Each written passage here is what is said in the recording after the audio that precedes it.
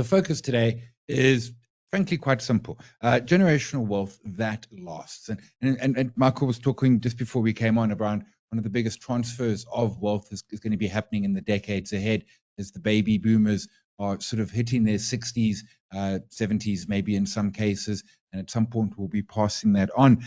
I want to make one disclaimer up front. One of the options out there, of course, is trusts. We're not talking trusts today at all. We're not saying that they're terrible. We're not saying that they don't have a purpose out there. We're just saying that they're not part of today's webcast. It's something we might look at in the future, but we've got enough here to start with where we don't particularly need to worry about that. We might come back to it at another point. Michael, appreciate the time this morning. I'm going to kick off. The first point is, and maybe I've slightly stolen your thunder, but why are we talking today around generational wealth and building generational wealth that really works and really happens?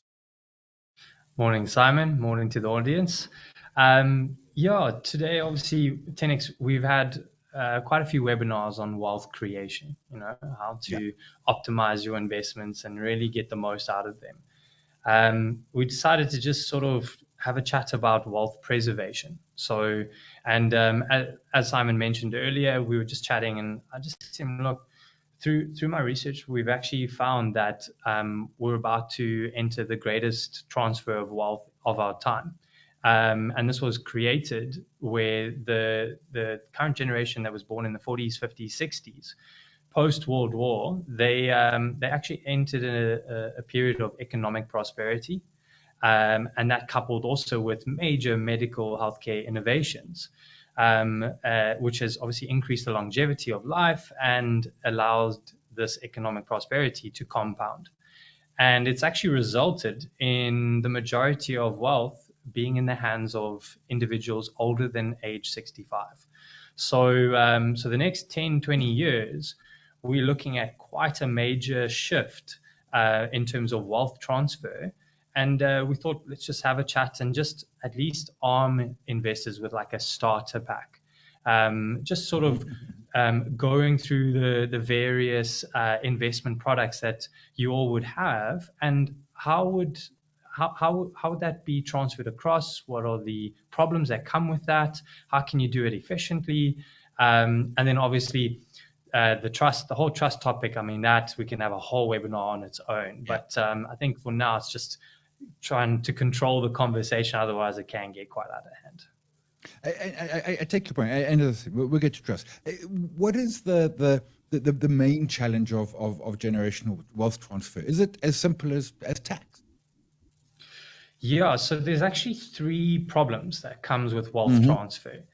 The first one, and the obvious one, is taxation. So most people are aware of the 20% estate duty tax that your estate could be liable to pay towards SARS.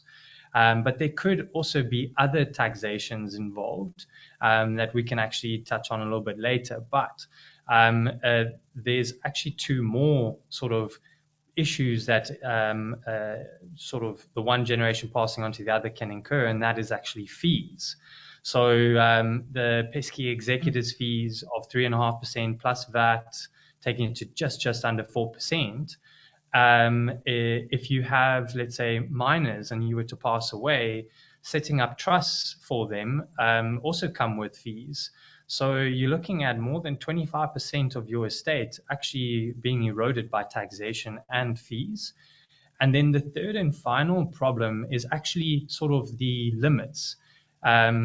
Liquidity issues, not having enough liquid assets to pay for the estate tax can put a halt on the winding up of the estate, and sometimes untimely dispose of assets that you don't want to at that moment in time, costing you just in terms of the sale of it. So and then also limitations in terms of how much can you transfer across and donate and that kind of thing. So those would be the main three problems: tax, costs, and then the limitations. Let's quickly touch on donations tax, because of course the one way to transfer wealth is to start a little earlier and to do donations. My understanding, and correct me where I'm wrong, spouses can donate to each other, no problem, no limits. Otherwise, donations are capped at 100,000. and anything above that is then taxed at 20%, which is then, and that's quite a chunky. Correct. And this actually slides quite nicely into sort of the one category of investments. So I was actually chatting to Simon. Again, there's so many different ways you can attack this conversation. You can take it life stage based. You can take it investment product based. And I think today we'll probably take it on from an investment product based, where you can actually split these investment products that you all would have into three categories, right? The first category would be your discretionary investments, and this is where donations tax comes in. And this discretionary investments, if I were to ramble off a list, would be things like fixed deposits, RSA bonds, unit trusts, endowments, both local and international, tax-free savings accounts, share portfolios. They all have these sort of implications, or these three problems that we can elaborate on now, and also with donations. The second category would be your retirement savings. So like your pension, provident, preservation, retirement annuities. That's the second category, and understanding the implications of that in terms of transferring to the next generation. And then the final category would be obviously your post-retirement. So we call them insurance investments because guaranteed annuities, living annuities, people don't often know this, but they're actually an insurance product, even though they're investment in nature. So, yeah, I don't know. Do you have any questions on that so far before I get into the discretionary? No, let's kick off that with the discretionary, as you say. I mean, and that's all of the sort of stuff that in many cases, although not necessarily, I was going to say, kind of like we're managing it ourselves. It's not money I've given to 10x investments for my Reg 28 or something. I might have a broker, also a stockbroker or someone managing it, but it's the shares that you've got, it's the ETFs, it's my tax-free investing as well. It's all of those that are sitting there, as you say. It might be retail bonds, might just be cash in the bank. So let's kick off with that. Yeah, so I think in my day-to-day, I always chat about unit trusts, and it's often used as an umbrella term for these products because in a unit trust, you can have cash investments, bond investments, property, and stock investments.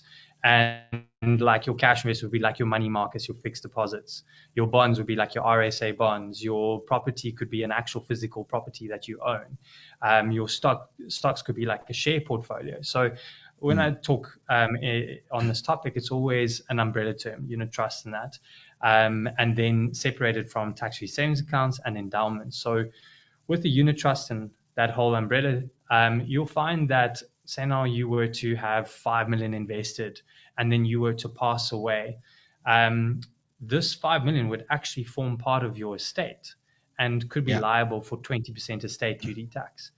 Now, there's lots of estate planning tools like Section 4Q, where spouses can donate between each other 3.5 million each, totaling 7 mil, and efficiently transferring that 5 mil to the spouse. But then once the next spouse passes away, that generation is going to fit the full bill on that amount. So that 20% sort of estate duty applied to that 5 million, that can be quite costly. And then you're going to be paying that 4% executives fees on that as well. So it's close to R1 million that you're going to land up a little bit more than that, that you're going to land up paying towards SARS and fees. And that's sort of why you want to be cognizant of not, towards the end of your life, sitting there with such a large discretionary investment portfolio, because quite a bit of it can actually land up going to SARS and that. You can also look at tax-free savings accounts. Now, tax-free savings accounts, although the returns are tax-free, it still forms part of your estate. So you're still landing up paying 20% estate duty tax, but very uncommon knowledge, there's no executives fees on tax-free savings accounts. So at least you save on the fee perspective there. And then with regards to endowments, now you'll see a lot of investors have overseas investments, and they could be liable for inheritance tax. It obviously varies all around the world. So this is why I'm saying it's so difficult topic to just keep it, keep the rails up. But when it comes to endowments, you can actually invest in international endowments, which can protect you from things like situs and inheritance tax. It'll still form part of your estate, and you'll pay your 20% estate duty, but there won't be further taxes applied to that. Whereas if it's outside, you could be liable for up to 40% over and above that.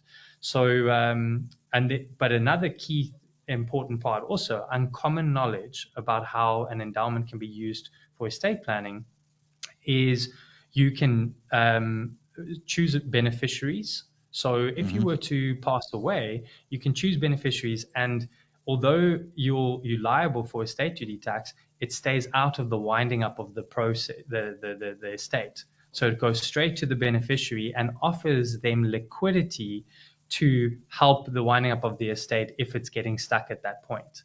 And then another one also, endowments, you don't pay any executors fees because it's going straight to the beneficiary.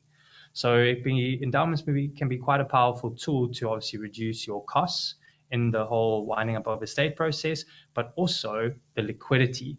So I just want to lay out one last scenario. You'll find often an investor would have a large property portfolio, and they don't have any other investments. And obviously property, they're fairly illiquid. So if you were to pass away and your next line of beneficiaries were to inherit that, that would form part of the estate, and you'd be liable for 20% estate duty tax.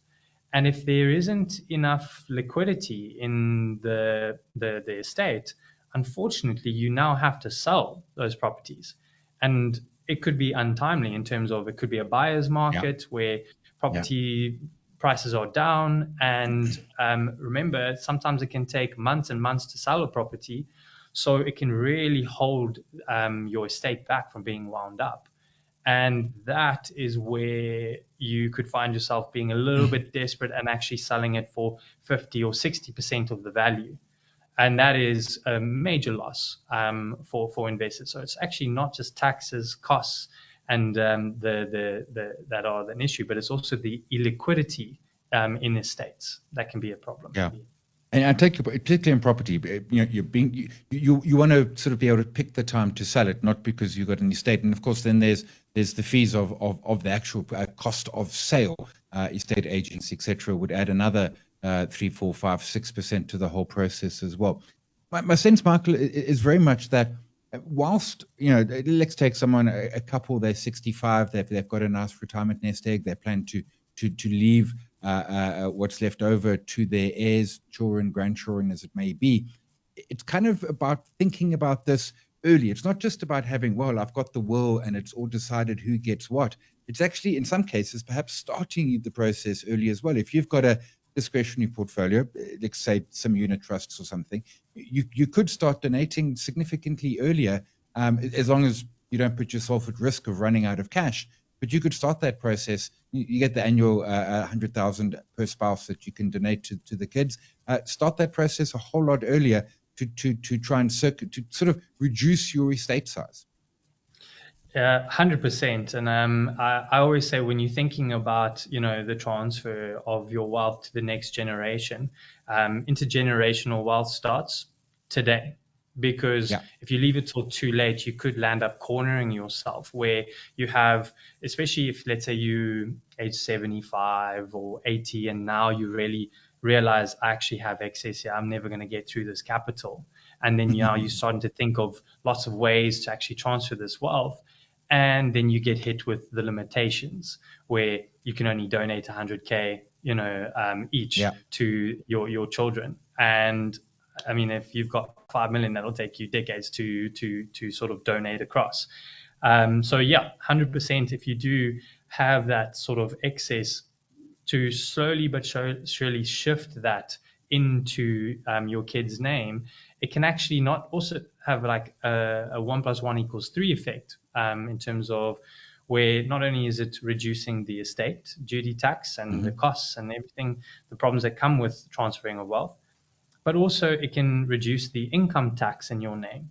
So I've seen quite a few parents, savvy parents, where they'll actually realize, okay, hang on, I'm receiving an income and I'm paying for my children and their expenses and that, with this after-tax income, if I were to donate this to them in like a unit trust tax-free savings account form and take the growth of those investments and pay, and it's in their name, and then they pay, because it'll be under the 95,000 tax threshold, they're not paying any tax on that income that they're generating from it. They get all these tax exemptions, interest, dividends, capital gains tax exemptions every year. So all of a sudden, the growth on those investments are extremely tax efficient, and you just spread the love a little bit, and reduce the tax instead of having it all under your name. And generally, you will have a much higher tax rate than your children would naturally. So that's one way that you can sort of start early with discretionary investments. Yeah, it is. I suppose, I mean, we talk around, retirement in of itself is around that long-term thinking, but the process of moving the wealth to the next generation, equally about that long-term thinking as well. Let's touch on retirement products. These would be your classic, your Reg 28, those sort of products that are out there. What's the process here? I mean, this is going to be slightly different to your discretionary in many ways. Correct. Yeah. So again, the list would be pension funds, provident funds, preservation funds, and retirement annuities. So the treatment of if you were to pass away, what would happen to these retirement savings? So your spouse or your next line of beneficiaries, they would have two options. They can decide if they'd like to take it in cash, or if they'd like to transfer it to a living annuity, right?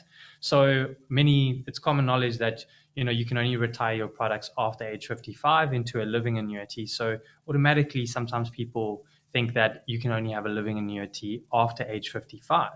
But actually, you can inherit a living annuity if you're 18 years old, for example. So it is possible to have a living annuity even under the age of 55. So under normal circumstances, you've got your retirement savings that you've been contributing towards, that 27.5% up to 350K that you've been contributing towards it. And if the next line of beneficiaries were to decide on the cash portion, right, then the retirement tax tables will apply, and it'll go. Yeah, so it'll go straight to them, and they'll just have to apply the retirement tax tables.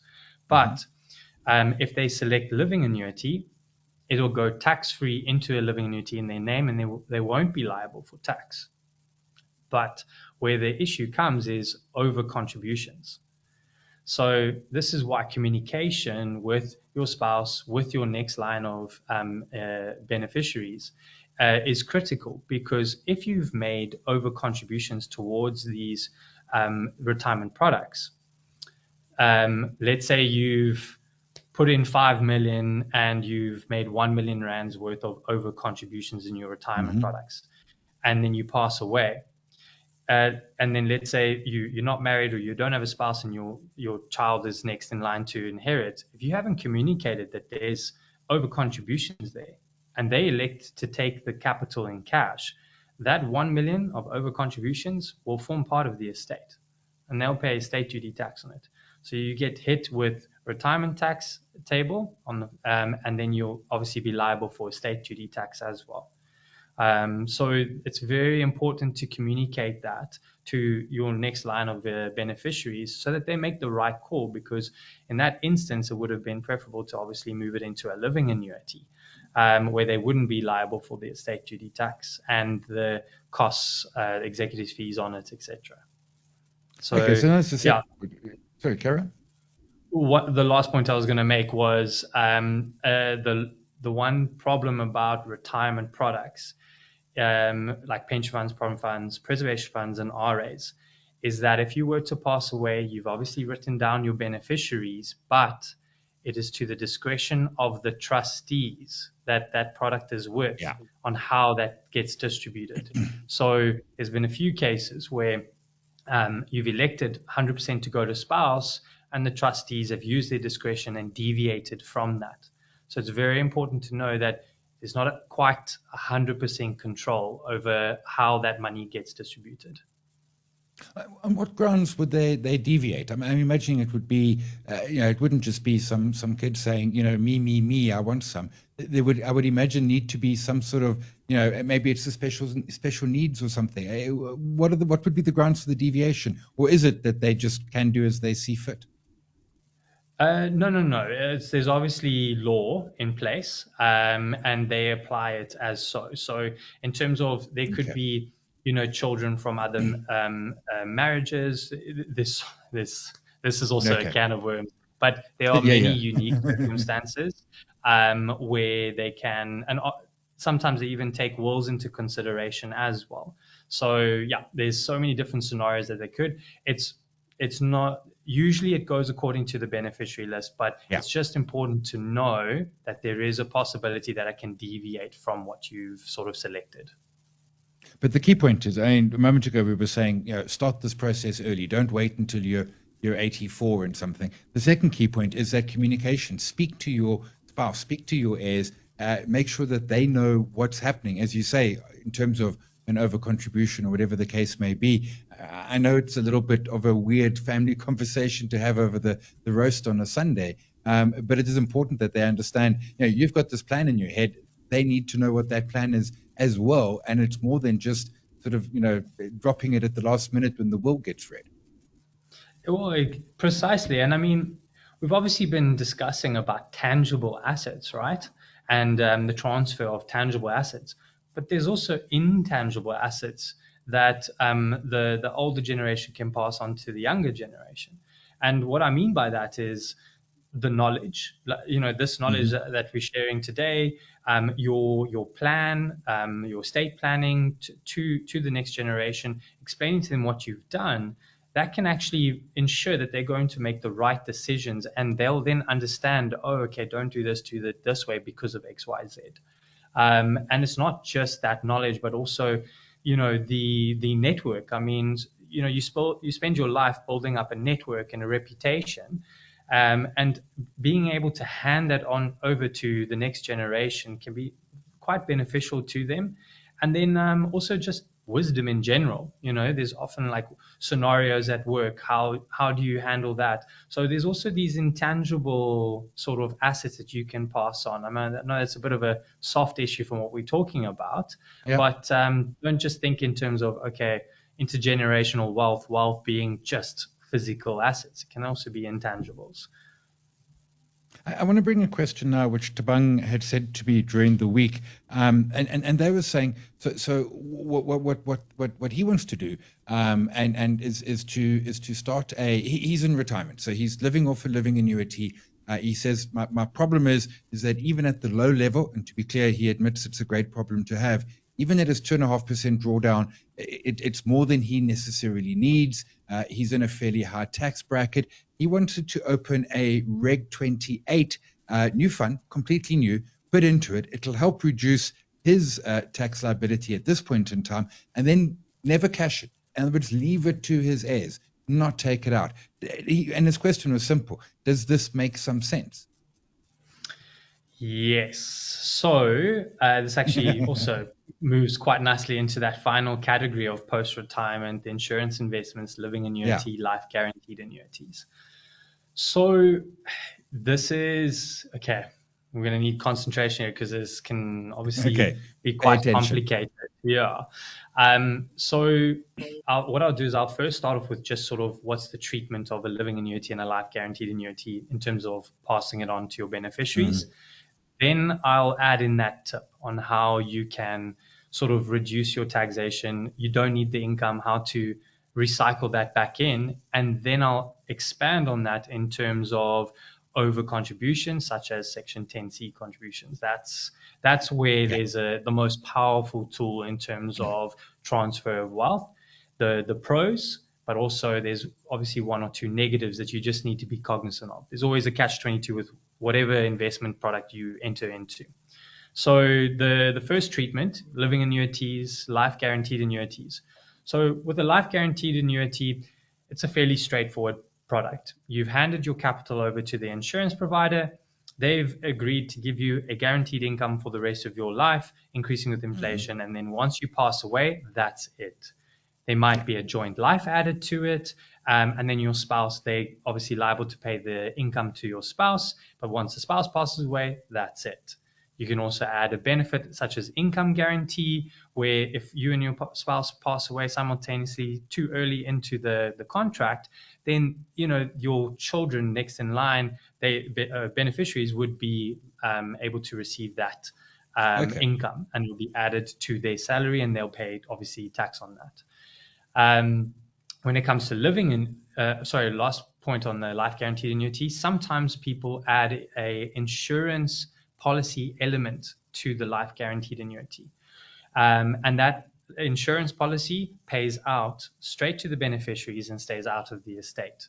So that last component is also very important to know that you can add it. And just know that as you're adding each of these benefits onto the life guaranteed annuity, it slowly but surely reduces the income that they are guaranteeing you for the rest of your life.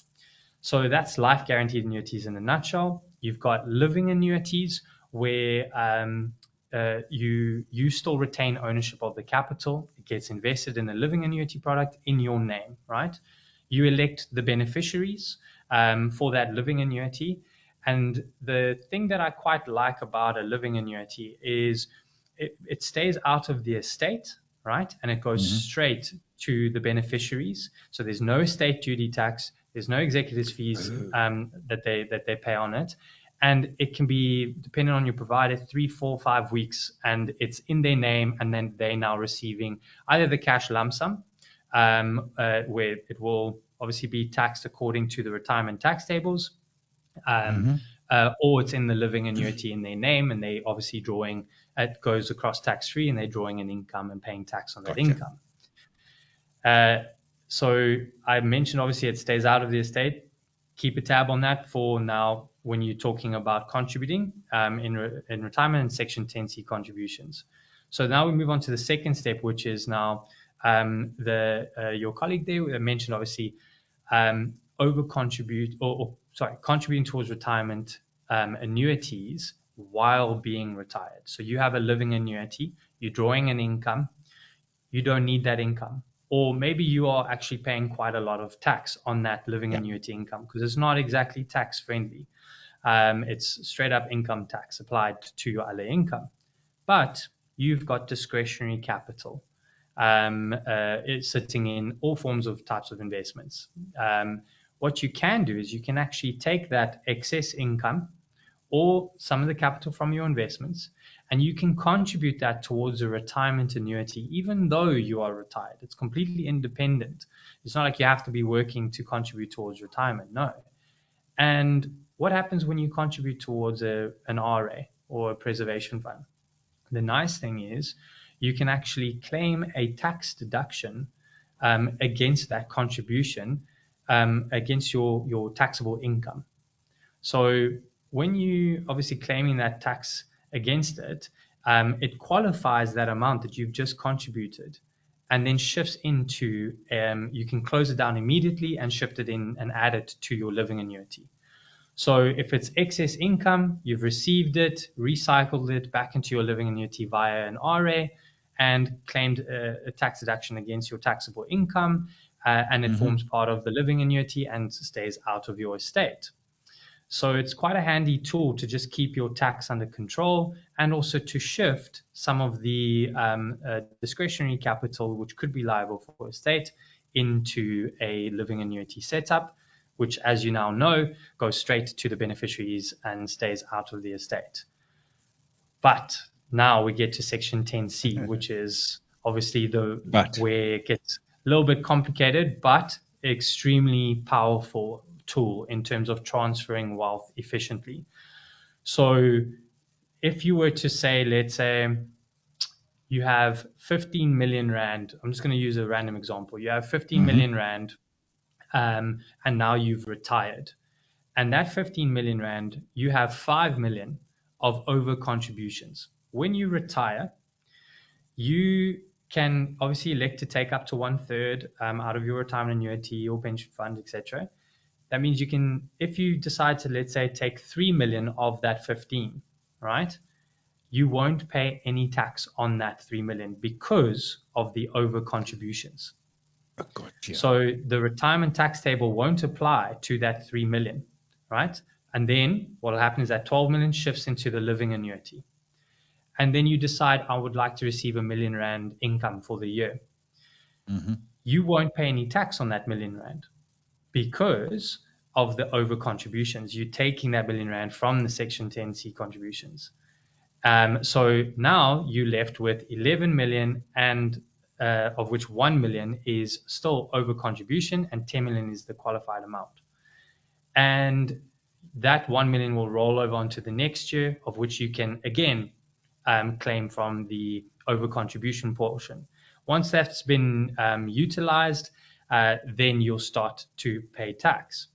But what happens if you pass away before that next year happens? So now you've got this 11 mil living annuity, of which 1 million is excess and 10 million is obviously as qualified for the contribution towards retirement. That's where communication to the next generation comes in, and is why it's very important, because if they elect to take it in cash, right, that 1 million will form part of the estate. If they elect to take it in the form of a living annuity, that 1 million won't form part of the estate. And that's it. So that the over contribution is actually potentially quite a powerful tool if you in many ways, and maybe it's a little bit less, to a degree it's about generational wealth and the transfer thereof, but it also can really benefit you as the individual when you get to retirement and reducing the tax liability. And also potentially provide your estate with liquidity as well. So you can take a portion in cash and actually help pay for the illiquid estate and the estate duty taxes that is owed. Naturally, you'll pay tax on that, but it's rather that than having a stuck one estate being wound up. The one drawback of that move that you need to realize is you've now taken, let's say, 5 million of discretionary capital that you have 100% access to, right? Yeah. And now you've shifted into a retirement annuity and into a living annuity. So you have to be careful about putting capital inside of a vehicle like a living annuity where the access isn't 100%. It drops down to 2.5 to 17.5, and you'll be paying taxation on once you've overutilized the disallowed amounts. But that's why you want to be careful about what you put in, because if anything happens, as my experience has seen, there's many circumstances where you need that capital amount. You want to be able to have access to that capital. Yeah, that's a good point. You haven't put it out of your reach, but you've put limits on your ability to it. A question came through as well around, what about a life policy? What about at age 65, taking out a life policy and leaving my heirs as the beneficiaries of the life policy? My immediate concern is that a life policy at 65 is an expensive product because of your age. The actuaries are going to price it accordingly. Michael, where would that fit in the estate? Does that go direct? Does it still get taxed? Is it efficient? It's a pretty powerful tool, often used. You actually answered also your question, because yes, at age 65, you'll find that a life insurance policy premium is quite exorbitant. And I often get asked questions by investors where they have these long-running insurance policies and the premium has been escalating at 5-10%, and it's really gotten out of control. And it's sort of started to hinder the affordability. And when it comes to life insurance policies, it's a handy tool to use to combat the illiquidity that comes with this winding up of estate. Right? It goes straight to the beneficiaries, and there's no taxation on it. But the problem is the affordability of the premiums, especially once you reach age 65, it really starts to become very expensive. And then you need to ask yourself the question, right? Who's ultimately going to benefit from the insurance policy? So I get asked this question, should I cancel and rather take that money and invest it? Because after a few years, it'll get close to the amount that I'm insured for anyways. Yeah. But the thing is, there's always that sort of catch-22 because it's after a few years. So what if something happens in those years, you know? And I always warn them, I said, unfortunately, you are going to struggle to find a financial advisor that's going to say to you, yes, cancel your insurance policy. Because if they were to do that, Mr. Joe Soap passes away the next Yeah. day after canceling it, Mrs. Soap is going to be knocking on the door.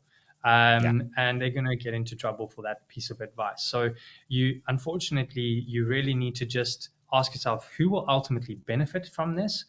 The next line of beneficiaries. So my spouse or my children, and you just approach them. You say, right, this is the current insurance policy that I have in place. This is how much it costs. We're thinking of canceling it because we don't need it anymore, right?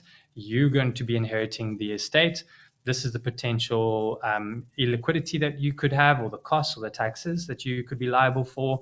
Would you like to continue, or should we go ahead and cancel? And that's where, again, communication with the next line Yeah. of beneficiaries comes. It is. It goes back to, and that's the other thing. I mean, to your point, because someone was, I was thinking, well, maybe I just start this life policy when I'm really young, but it's those increases. 5% is not a lot, but 5% a year every year for decades, that policy is starting to cost a huge amount. But I like your point. It's communication, and my favorite is always pull out an Excel spreadsheet, run the numbers, see where that tipping point is. And then have that conversation. Folks, I'm not seeing any questions coming through. Michael, I've gone through what I had in my lists and the like here. I think perhaps the one thing I want to touch on, which is one of the risks, and we did touch on it, but I just want to come back to it a bit, is we've got to do a lot of this, particularly if we are sort of passing money on to the next generation ahead of our passing. We've got to make sure we've really run the numbers and aren't going to run out of money, because that is, it would be a horror if that happened, particularly because I think we're often going to perhaps underestimate some of the medical bills as we live into our 80s and 90s. 100%. And I think people always forget how big genetics plays a role in financial planning or the estate planning sort of exercise, because if you have long life in your family and your grandfather, your father all live past 90, well, there's a strong likelihood that you are too, which means that you actually have quite a long way to go before. So that's why, yes, your planning starts today. Run the numbers now, but that doesn't necessarily mean, okay, start transferring now, because again, pull out the Excel spreadsheet, run the numbers, see, right, are you currently living in excess? Because there are fortunate individuals that do have excess that it's going to take them 2-3 lifetimes to move through. So in that instance, it does make sense for them to start today, actually, shifting. And that's also where I think the next step in terms of talking about trust comes in, which we'll save for another day. Yeah, but I like your point about genetics. My grandfather passed. He was 94 years old. He had 3 brothers, and he was the young one when he passed. The other brothers were well into their 90s. None of them got to 100. So there's possibly, I've got a lot ahead of me. I'm not seeing any more questions coming through, so I think we'll wrap it. Michael, some final comments from you. I mean, I took a lot away from this. To me, the key point was start the process early. Communicate a lot about this. I know some of the conversations are going to be a little bit weird, but it's hugely important. Some concluding thoughts from yourself? Yeah, so I think the main thing is this was just sort of to just give you a base knowledge, something to work off of today. Because there's lots of investors. I spoke to an investor yesterday who has quite a complex estate. If you are one of those individuals, right? Yes, some of this information might have been redundant, because with complex estates comes lots of tax problems, and you're starting to see them, and now you're starting to put things in place and all that. That is definitely, once you've breached that threshold, that's when you can consult with a professional and actually just say to them, look, let's run the exercise. If I were to pass away, what am I looking at? Because Sometimes the estate planning process can become too complex for an individual, and then you're going to have to ask somebody that has that knowledge. So I would definitely say, look, you know, chat GPT can take you only so far, let's put it that way, and before you'll have to now start putting the information together. And you know, Simon and I were chatting a little bit earlier about AI, and a lot of AI is responsive to the questions that you ask, and sometimes you just don't know what questions to ask. So that's where somebody can come in, like a consultant, an advisor, planner, can just sort of preempt or be proactive and help you with that. And that's a great point. I mean, this is not necessarily a DIY. Certainly, I think it perhaps helps with questions to ask a consultant or an advisor, so that we've got a little bit of understanding as to what that process could be. But we'll leave it there. Michael Rousseau, 10X Investments, really appreciate your time and insights today. Ladies and gents, appreciate your all coming through to the webcast. It was recorded. You'll get an email probably tomorrow sometime with the link to the recording if you need to re-listen. And of course, if you've got some follow-ups, Caroline did drop an email in there. You can send some questions through post this event. But everyone, really appreciate the time today. It was great, and I learned a ton. I don't have heirs, but I still learned an absolute ton. I do have heirs. It's my sister, and she probably can't wait to get her hands on my money. Everyone, really appreciate it. Cheers all.